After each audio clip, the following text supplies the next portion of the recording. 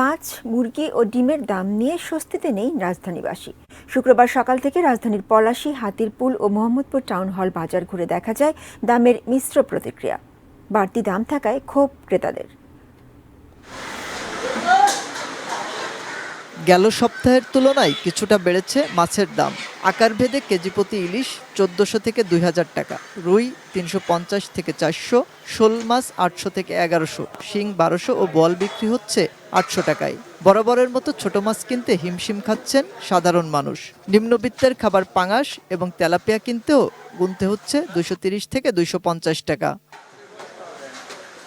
এছাড়া আবারও বেড়েছে মুরগির বাজার। ব্রয়লার মুরগি কেজি প্রতি ১০ টাকা বেড়ে বিক্রি হচ্ছে ১৭০ থেকে ১৮০ টাকায়। সোনালী মুরগি ৩০০ থেকে ৩২০, লেয়ার ৩৪০ এবং দেশি মুরগি ৫০০ থেকে ৬০০ টাকায় বিক্রি হচ্ছে। বিক্রেতারা বলছেন, ঈদের পর বাজারে সরবরাহ কম থাকায় দাম কিছুটা বাড়তি। মালেরও আমদানি কমে গেছে, আর এখান দিয়ে মালের দাম একটু বেড়ে গেছে। ডিম এখন ১৫০ টাকার মতো বিক্রি করা যাবে। মাছ কম হওয়ার কারণে মাছের দামটা একটু বেশি, যত আমদানি তত মাছের দাম কমে যায়। বাজারে ডিমের দামও চড়া। দেশি মুরগি এবং হাঁসের ডিম ১৮০ টাকা ডজন। এছাড়া লাল ডিম এবং সাদা ডিম বিক্রি হচ্ছে ১৪০ থেকে ১৪৫ টাকা ডজন দরে। বাজারে দাম বাড়ায় খরচের বাড়তি চাপে ক্রেতারা। মাছ ঈদের আগে যে দামে কিনেছি এখন তার থেকে একটু বেশি।